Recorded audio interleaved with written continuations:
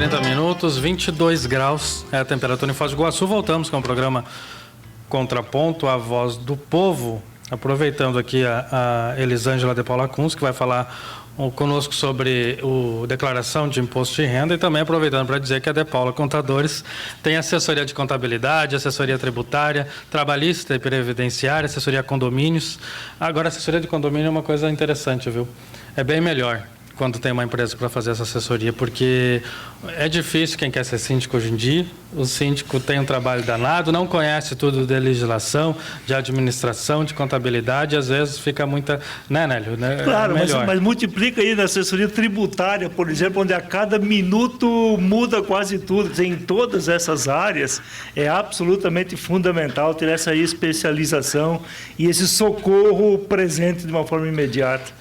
Então vai na De Paula, que fica na Rua Antônio Raposo, no centro de Foz do Iguaçu, 2105-2000 é o telefone. 11h31 agora e 22 graus. A temperatura deve ir até os 27 graus hoje, e a previsão de chuva durante todo o dia, inclusive amanhã, né? Deve seguir a semana aí nesse tempo indeciso, né? Chovendo aí bastante. São 11h31. Vamos começar então a nossa entrevista com a Elisângela. Algumas coisas mudaram, né? Do ano passado para cá. E o pessoal está meio perdido exatamente o que mudou, mas não é pouca coisa, né? Na verdade é pouca coisa, Dante, que alterou.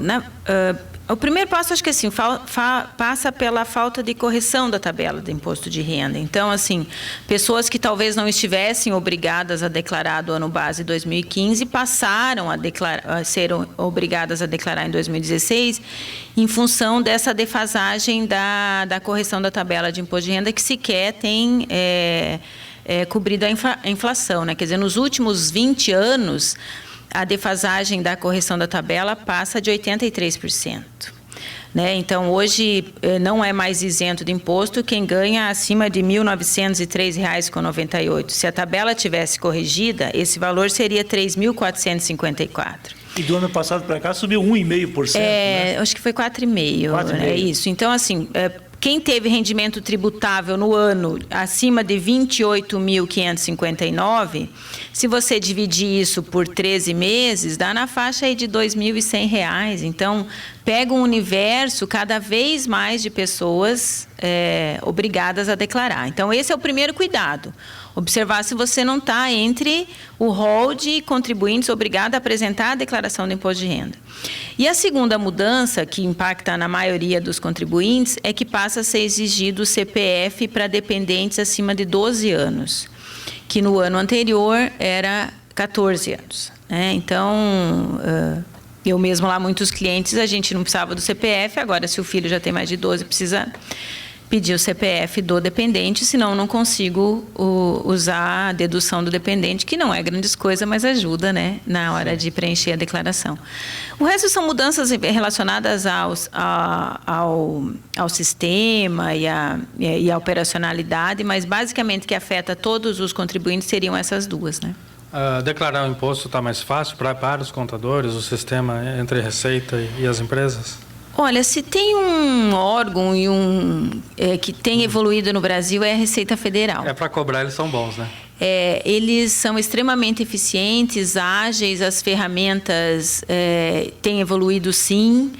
Hoje, por exemplo, eles já disponibilizam, inclusive, se você tem certificado digital, a sua pré-declaração preenchida. Eu acho realmente que daqui a uns anos a gente não vai mais apresentar a declaração, até porque hoje a declaração de imposto de renda ela é cruzada com mais de 20 declarações já apresentadas, né? Por exemplo, as imobiliárias apresentam a DIMOB, que é uma declaração relacionada a aluguéis. Os médicos, os laboratórios, as clínicas médicas, os hospitais apresentam a DIMED, que é uma declaração relacionada a quem usou serviços médicos, consultas, né? Os cartões de crédito apresentam declarações há muito tempo. Então, assim, hoje tudo isso é cruzado, uma série de declarações, o SPED, a escrituração contábil digital. Então, assim, a Receita já tem muita informação, como eu falei, né? Então, ele já consegue, inclusive, mandar a declaração pré-preenchida para eventuais conferências e complementos de quem tem certificado digital. Então, o sistema é bom, evoluiu, né? Claro, brasileiro tem eu acho que o jeitinho brasileiro, quando a gente olha bem, ele é bem legal, porque ele é de uma pessoa adaptável e tal, mas tem horas que ele é bem ruim. Esse de deixar para a última hora, né? Vocês vejam, até ontem eu vi uma declaração da Receita Federal, apresentaram 25% dos contribuintes. E nós estamos conseguindo apresentar desde 2 de março, né? Então, até 28 de abril. Esse ano nós perdemos 2 dias, porque 28 é na sexta, não é dia 30, não, só para ter uma ideia, Enes, só para ter uma ideia disso que você está falando, aqui em Foz do Iguaçu são 46 mil declarações, 46,5 mil declarações de imposto de renda. Até agora foram entregues 9.930. Isso. Então tem muita coisa ainda para ser entregue, vai ficar para a última hora, provavelmente, e aí o contador vai trabalhar 24 horas, né, para poder dar tempo de entregar tudo no prazo. E não é só isso, né? Uma boa declaração, ela demanda a juntada de documentos, né? Hoje, por exemplo, as instituições bancárias, eles já não mandam mais aquele informe. Nem teria sentido, né? Gastar a postagem e tal. Você mesmo tem a iniciativa de tirar na internet ou ir buscar na sua agência bancária. Então, movimentação de bens, relação do que foi gasto em escolas, né? Planos de saúde, tem uma série de informações que você precisa coletar para fazer uma boa declaração de imposto de renda, até para aproveitar os benefícios que o fisco lhe dá. E nem sempre isso está à mão, né? Você tem que fazer uma coleta disso. O brasileiro não tem muita cultura de, durante o ano, ir fazendo uma pastinha e juntando seus documentos, né? E mesmo que junte, nessa época, precisa pegar algumas informações que ficaram disponíveis só a partir de 28 de fevereiro, como, por exemplo, instituições bancárias, né? Então, esse movimento que é deixado de fazer, a gente percebe muito isso em quem a gente assessora, né? Quem vem no começo, a gente faz uma declaração com mais tranquilidade, com mais análise, né? Aproveitando benefícios, né? Deduzindo tudo que é possível. Quem vem na última hora, não é possível fazer esse mesmo trabalho, né? E o contribuinte perde. E nesse aspecto, a Receita Federal já há alguns anos, porque numa cultura um pouco mais para trás mente, sempre havia prorrogação de prazo. Já fazem alguns anos que isso foi eliminado, né? Faz muito tempo. Eu não me lembro a última vez que foi prorrogado. Realmente não acontece prorrogação. E tem não é só a multa depois da entrega, né? A gente não pode mais alterar a opção de... Tem uma série de questões que prejudicam você entregar fora do prazo. Nessas pequenas adaptações que a Receita fez, uma delas me parece que é agora, esse ano, o mesmo programa de preenchimento é o de envio também, né? Isso. As ferramentas ficaram melhores. Eles têm evoluído a cada ano nas ferramentas, melhorando desde nomenclatura. Como eu falei, a Receita Federal é muito eficiente nisso, né? Então, o contribuinte com um mínimo de informação, ele consegue fazer a declaração sozinho, né? Então, claro, que tem aspectos de ordem tributária que às vezes o barato sai caro, né? Que vale a pena ter uma assessoria, né? Hoje a Receita Federal mesmo tem um perguntão lá no site da Receita Federal, muito bem feito, muito bem escrito, que ajuda bastante o contribuinte a sanar uma série de dúvidas. Então, a gente também tem visto esse movimento de pessoas que querem fazer a sua declaração sozinho e talvez fazer uma consulta de uma dúvida ou outra, né? Mas se você tem atividades diferentes do normal, por exemplo, construiu, tem inventário, né? Separação, até casamento, né? Eles ainda estão casando por aí, né? Acho que vale a pena você pensar um pouco melhor a sua declaração, né? Elisângela, eu noto o seguinte, que a cada ano você aguarda uma justiça melhor nesses patamares aí, e eles não melhoram de maneira alguma, de forma nenhuma. Então, eu suponho que a cada ano nós temos aumenta aquela quantidade de pessoas que têm imposto de renda retido na fonte, né? Sim. E é muito dinheiro que está aí, né? E a gente se descuida disso, mas muitas vezes esse dinheiro pode ser dirigido a uma entidade, você pode fazer isso na sua declaração. é como você disse, que as pessoas deixam para a última hora as coisas, e isso aí passa desapercebido por muita gente. Isso. Muitas entidades podem ser beneficiadas exatamente com esse dinheiro que você descuidou, ele fica lá, o governo vai aproveitar isso e as entidades e você não. Qual é o conselho que você daria para as pessoas ter o cuidado com essa dedução em benefício das entidades? Que bom que você tocou nesse assunto. Eu ia tocar porque, para mim, eu sou uma defensora do Fundo da Criança e do Adolescente e agora, Foz do Iguaçu, graças a Deus, também tem o Fundo do Idoso. Né? Opa. E é desnecessário falar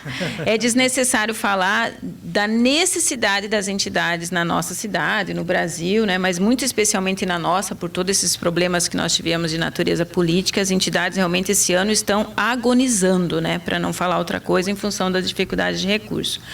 Bom, o governo federal permite que você doe, tanto das pessoas físicas ou jurídicas, uma parte do imposto de renda devido. Quer dizer, doe não, repasse, né? Porque você iria pagar o imposto de renda, ia mandar o dinheiro lá para Brasília, sem ter a mínima noção de acompanhamento desse recurso, e ia pagar.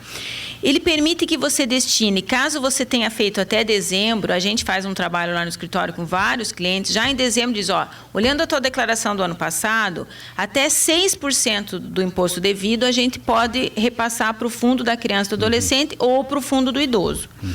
A gente faz esse trabalho. Mas agora, na declaração de imposto de renda, quem não fez em dezembro, quem fez vai abater lá em doações, tudo ok. Quem não fez, agora na declaração de imposto de renda, você pode destinar até 3% do imposto devido.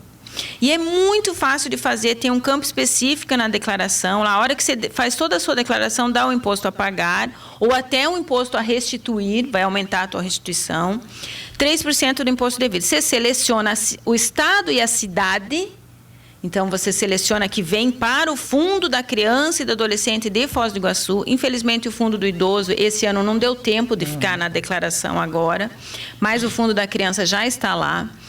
E o programa já calcula sozinho os 3% que dá para repassar, já faz a diferença do DARF lá para você recolher para a Receita dessa dedução inclusa. O seu único trabalho é fazer 2 pagamentos, né? Um do Fundo da Criança, né? E que foi em dezembro, e agora nem isso é necessário fazer. A própria Receita faz e repassa isso.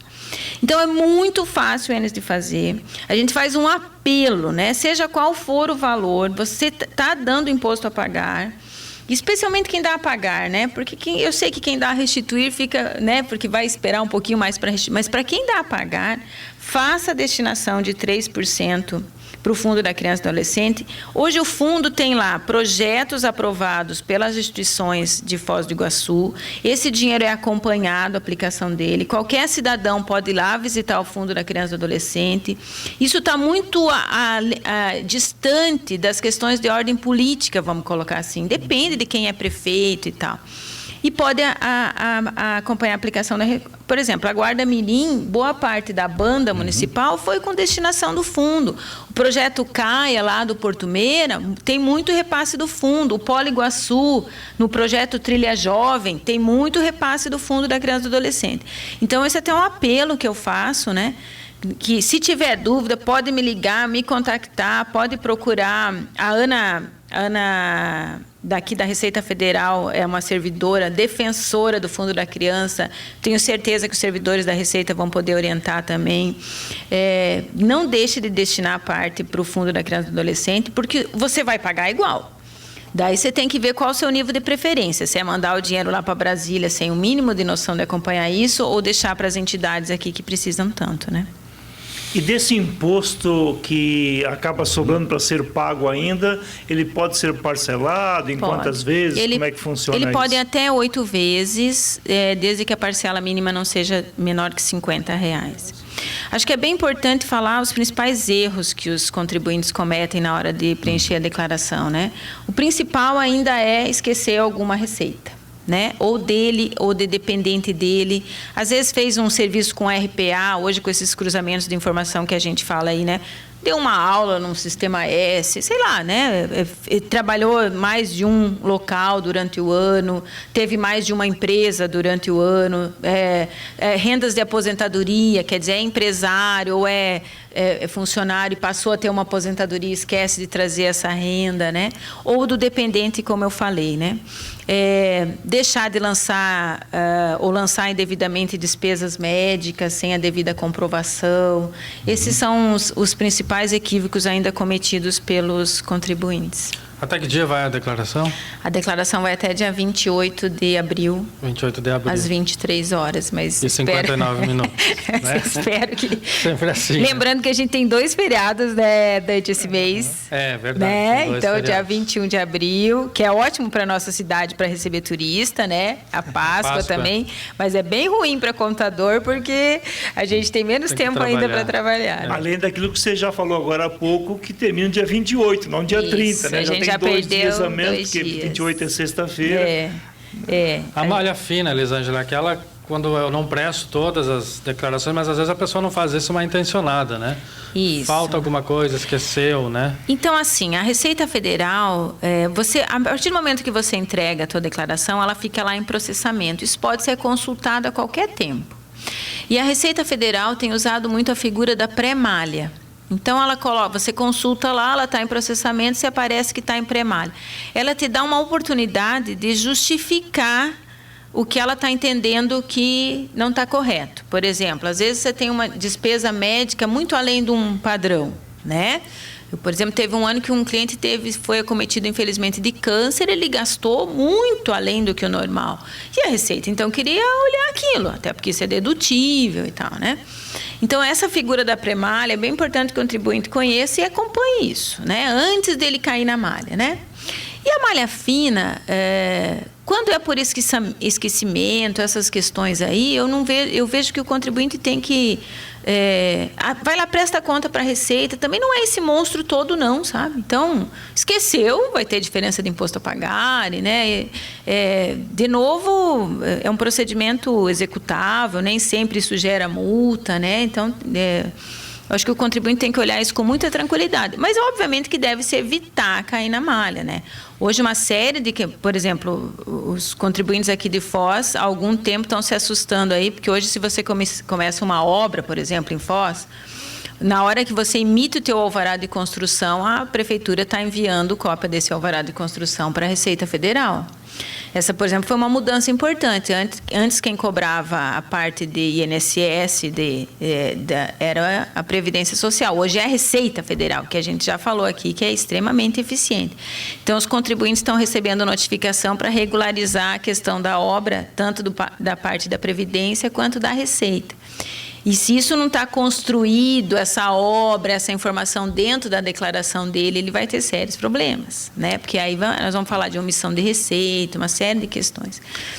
Elisângela, a gente é comum a gente ver, por exemplo, a pessoa compra uma casa muito tempo atrás, sabe? Ele faz uma melhoria substancial nessa casa, aumenta, amplia, tira aquela parte que é de madeira, faz de alvenaria, vai fazendo aquela coisa toda, né? E de repente aparece um bom negócio no tempo e ele vende a casa. Aí dá um ganho de como é que chama isso? De capital. Um ganho de capital muito grande, porque ele não corrigiu isso, ele não juntou os documentos, notas fiscais, notas de prestação de serviço. Hoje qualquer construtor tem a sua empresazinha, mas ele não se cuidou disso, ele se preocupou apenas em construir e pagar. Como é que faz para recuperar isso? Excelente lembrança essa tua. Primeiro, porque tem que olhar sobre esse aspecto que eu já falei, que a Receita está olhando. E segundo, porque interessa para você aumentar o custo dessa casa com essas despesas. O contribuinte é muito descuidado em relação a isso, né? Então, quando você adquire um bem, ele está lá em valor histórico, a valorização do ponto de vista do mercado imobiliário, ela não pode ser reconhecida. Mas toda essa reforma, então eu troquei o piso, tudo que é agregado, né, a essa casa, pode anualmente ser incorporado esse custo desse imóvel, sim. Né? E o contribuinte deixa de fazer. Então, quem fica numa casa mais que 5 anos sem fazer uma reforma, né? Difícil. É difícil, né? Então, E aí não toma esse cuidado de melhorar o custo desse bem. E aí leva um susto, né? Porque o ganho de capital, via de regra, entre o custo e o... Claro que tem uma pequena correção, mas via de regra entre o custo de aquisição e o valor da venda é de 15%, né? Então, às vezes, come todo o teu ganho, de novo você vai dividir com o leão, né? Se é que o leão não fica com tudo, dependendo do descuido que você teve no período. Nessa mesma direção, alguém daqui a pouco faz um consórcio para adquirir um bem, vai pagando ano, mas de repente ele acaba tendo o bem.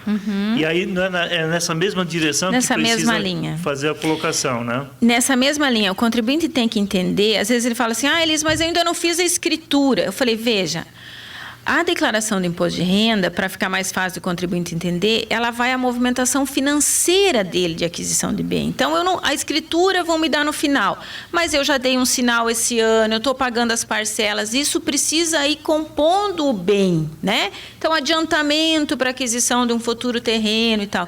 E a mesma coisa é o raciocínio do consórcio. Então, eu estou pagando o consórcio, eu vou lançando aquilo como bens na minha declaração, né? E lá na frente eu vou tirar outro veículo, ou vou vender esse consórcio, e aí eu tenho isso já escriturado na minha declaração. Então, o raciocínio é o mesmo para pagamentos parciais, para pagamentos parcelados, né? Eu preciso tomar esse cuidado, até porque um dos critérios, o critério de obrigado a declarar é ter patrimônio, bens, né? Resumidamente falando, acima de R$300 mil. Também não é um valor hoje... Uma casa, um carro, ações de uma empresa, facilmente você chega nesse valor, por exemplo, para quem é um empresário, né? Você tinha falado que o valor anual do isento para a pessoa que começa a declarar é 28 mil e alguma coisa. Mas o que eu quero perguntar é o seguinte, conta férias, 13º... Tudo. Esse é o valor conta, né? Bruto tributável, né? Então não é só contar o salário mensal, tem que contar junto às férias, o 13º... Tudo. Na verdade, qual que é o segredo, Dante? Você é empregado... Vá no RH, no seu patrão e fala assim, eu preciso ver o informe de rendimentos da minha renda do ano passado. Esse é o segredo. Aí você não vai ter erro. Não precisa ficar somando lá recibos, nada disso. Peça o informe de rendimentos. Se lá nas rendas tributáveis, que é o primeiro campinho, tiver acima de 28.559,70, ou se você teve imposto retido na fonte, às vezes a tua renda não deu tudo isso, mas em determinado mês você teve retenção, apresente a sua declaração para restituir de volta esse imposto.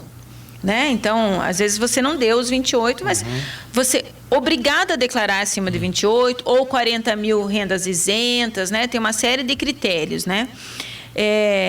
Mas se você teve retenção na fonte, vale a pena pelo menos simular a sua declaração e, quem sabe, ter restituição do imposto, né?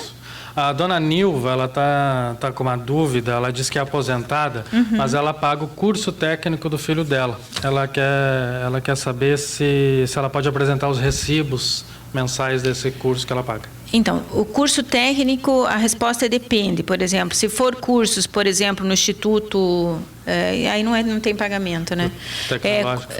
Se for cursos técnicos em faculdades de ensino superior, né? Então, por exemplo, cursos de apoio como administrativa, auxiliar administrativa, esses cursos que não têm registros em Ministério da Educação, cursos livres, isso é a palavra que eu queria, eles não são dedutíveis. Tá. Assim como cursos de língua, inglês, eles não são dedutíveis, tá? São dedutíveis os cursos de formação, escola normal, faculdade, pós-graduação, esses são dedutíveis. Entendi. Então, a graduação, pós-graduação, escola, isso é dedutível. Isso é curso dedutível. Que eu fizer... E ela vai poder abater caso o filho dela seja dependente dela, tá, Dante? Se ele for menor. Não, dependente é assim, até 24 anos se ele estiver estudando, porque às vezes assim, ela é separada e quem tem a guarda é o marido. Daí ela não pode abater caso o filho não seja dependente. Entendi. Então, esse é um cuidado que tem que ter. Mas até 24 anos? Até 24 anos, se estiver estudando, se não, é até 21. E quais são os limites de dedução? Bom, das diversas frentes que a declaração permite? Bom, tem deduções diferentes para diferentes educação e assim por diante, né? Então, são valores... O sistema, o próprio programa, na hora que você lança todos os valores pagos, ele já calcula o limite de dedução previsto, porque são diferentes para doméstica, para dependente, para educação e assim por diante. Isso o sistema está muito preparado e pode orientar. Uma novidade que tem esse ano, que eu esqueci de falar, é em relação ao lançamento de recebimentos do Nota Paraná. Isso é uma situação muito nossa aqui, né, do Paraná, né? Então, quem teve lá premiação, recebeu lá a devolução do programa Nota Paraná, é fácil de fazer, entra lá no programa Nota Paraná e imprime um informe, né, de rendimentos disso. E ele já diz os campos que tem que lançar na declaração.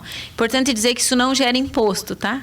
Não, e não vai aumentar, senão a gente tem benefício de um lado e paga do outro, né? Não vai gerar imposto, não, né? Mas pode... Ontem até o servidor da Receita Federal disse que isso pode ser uns critérios de cair na malha fina. Eu, sinceramente, acho que a Receita Federal vai usar um bom senso de não deixar ninguém cair na malha fina em função de... Mas tudo bem, mas que por precaução vamos declarar, né? Então... já pegamos essas notas Paraná, já foi restituído alguns reais. Então, ali. você tem que colocar na tua declaração, Dante, né? Olha o informe só, mas por isso que tem que ter um contador, né? Assessoria é fundamental. Porque, às vezes, pequenos detalhes, né, vão fazer você se incomodar ali na frente. E difícil, até se você não usar um contador agora para fazer a declaração... Para poder sair da malha fina, com certeza, depois. Então, pode ser um pouco mais caro, né? São 11h56. Enes, mais alguma dúvida? Eu acho que é isso. Tem alguma coisa ainda que você precise falar, Elisângela? Eu acho que sim, existem nas questões de venda de imóvel, existem bastante isenções. Isso que eu queria perguntar. O seguinte, se a pessoa ela não declara, ela não chegou nos 28 mil e tanto, mas ela comprou uma casa. Financiou, que seja, vamos dizer que pelo Minha Casa Minha Vida. Ela tem que declarar isso? Como que funciona? Bom, se esse imóvel passa a ser mais que 300 mil, sim. Né? Quer dizer, eu não sei o tamanho. Isso, então só o fato de adquirir um bem não obriga você a declarar, né? Assim como uma coisa bem importante que ainda há uma confusão. As pessoas acham que só porque ela tem uma empresa, ela tem que declarar imposto de renda. Não. Se ela não teve renda de isento acima de 40 mil, nem tributável acima de 28 mil, não tem patrimônio acima de 300 mil, não movimentou bolsa de valores, não tem atividade rural, ela não está no rol das obrigadas a declarar. Claro, né, gente? Hoje, as instituições bancárias têm uma série de... Até para tirar visto, né, americano, pedem a declaração do imposto de renda, né? Então, você você pode declarar nem sendo obrigado. Mas hoje, com a economia tão justa, acho que é bem importante a pessoa saber quando ela está obrigada e quando ela não está. Então, mesmo você tendo uma empresa, você não está obrigado a declarar, desde que não preencha os outros requisitos. Assim como o MEI, né? Esses dias eu vi um número, diz que em Foz do Iguaçu tem mais de 9 mil MEIs. Eu duvidei um pouquinho desse número. Microempreendedor individual. Tá. Eles não estão obrigados a declarar, mas podem, né? Então, mas teoricamente eles não estão, desde que não preencha os outros requisitos, porque eu posso ter um MEI com um patrimônio de 1 milhão, por que não, né? Aí ele está obrigado a declarar. Mas não é micro também, né? Não, mas o patrimônio pessoal, ele pode ter recebido de herança, claro. né? Entendeu? Entendi. Nem sempre patrimônio é liquidez, né, Dante? Olha, né? É que a fome do leão é grande, então assim... Não, para cobrar o governo é especialista. Não, é competente, né? O problema é para devolver esse dinheiro em forma de obras e tudo mais, e que daí é que eles não têm a mesma competência, né? Mas o que eu aconselho é procurar, De Paulo, contadores. Eu não saberia fazer de jeito nenhum, né, uma declaração. Então, é bom procurar um profissional, né, para fazer isso, para não cair na malha fina, para não deixar de informar alguma coisa, né? Você esquece. Então é sempre bom os especialistas. E para aproveitar os benefícios, Dante, eu insisto nisso, sabe? Eu acho que tem possibilidades de aproveitamento de benefício para pagar menos imposto dentro da legislação, e é um pecado quando o contribuinte não usa isso. E para também doar para o Fundo da Criança e Adolescente. E para doar, né? Inclusive, a gente já entrevistou aqui 2 entidades que recebem restituição, né? Que podem receber, né? Se as pessoas doarem. E é importante mesmo. 12:00 agora. Elisângela, muito obrigado. As ordens, é sempre um prazer estar aqui com vocês. O Nélio tem uma pergunta Está fora fechado o assunto Tá imposto de renda, mas eu tenho uma outra pergunta para a Elisângela, que a partir desse ano de 2017 se envolveu na questão da diretoria do time de futebol feminino de Foz do Iguaçu. Ela manda aí no time do Foz Cataratas Curitiba, aliás, que joga hoje à tarde pelo Campeonato Brasileiro. Que tal a experiência? O Marcelo Valente, que me convidou, ele falou assim: Elis, você gosta de tomar uma cervejinha? Eu falei: eu adoro, né? Eu não conheço contador que não gosta de uma cerveja, né? Daí ele falou assim: pois o time vai virar uma cachaça para você. Eu falei: e é o que está acontecendo. Eu já estou até preocupada, porque a gente vai se envolvendo, né? Se envolvendo. Aquelas meninas, assim, a gente vai virando... Eu falo que não mãe, porque também não sou tão velha assim, mas pelo menos a irmã mais velha delas, eu estou apaixonada, acho que assim, sobre todos os aspectos, né? Assim, primeiro que é um trabalho assim, nós temos 25 atletas, só 3 são de Foz, são todas meninas de fora, a imensa maioria de famílias carentes, que a gente está dando a oportunidade delas de estudar, de fazer faculdade, de uma série de aprendizados. Essa ideia das embaixadoras, que são mulheres dos mais diversos segmentos, dando apoio para essas meninas, e também a gente tendo a oportunidade de se conhecer, a gente trabalhar a gestão dessa entidade, né? Nosso projeto não é para agora, nosso projeto é médio e longo prazo, mas principalmente o que um time de futebol pode trazer de mídia espontânea para a nossa cidade, mídia benéfica, mídia assim, Foz Cataratas, né? Quer dizer, veja a importância disso, né? Nós estamos representando o Paraná no Brasileirão. É o único time de futebol feminino do Paraná.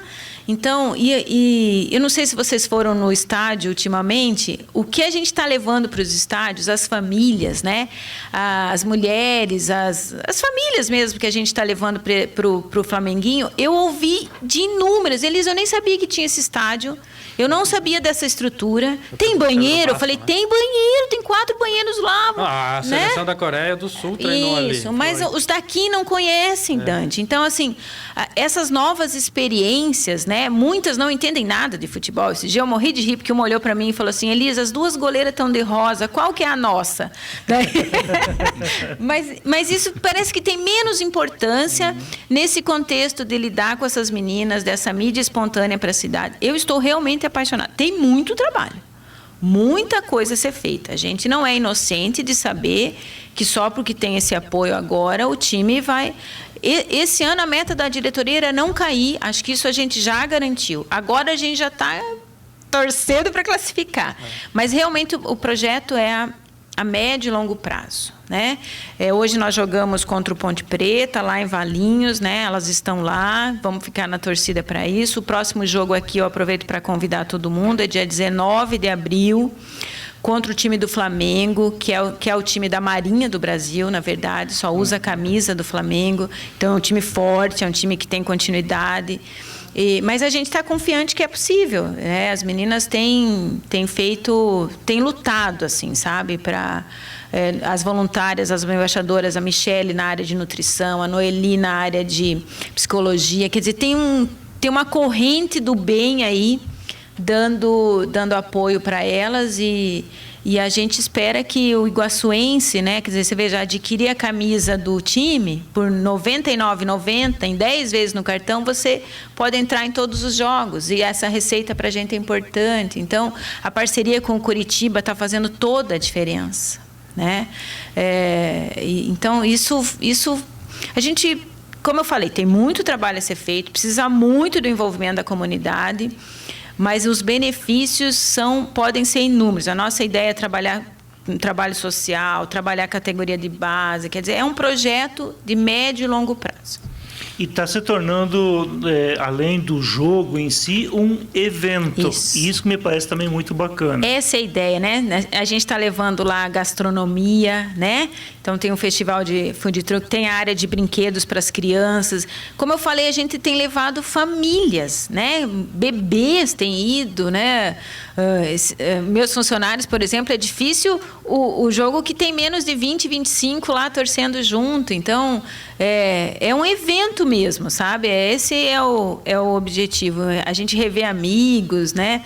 Esses dias estava a Maeli Valiarte lá no estádio, ela também, nossa, você não conhecia. Então, assim, pessoas de referência, Emi, sabe? Sim. Da cidade, Dona Cléris, Bortoli, né? Pessoas que você olha, nossa, olha quem está lá no estádio, né?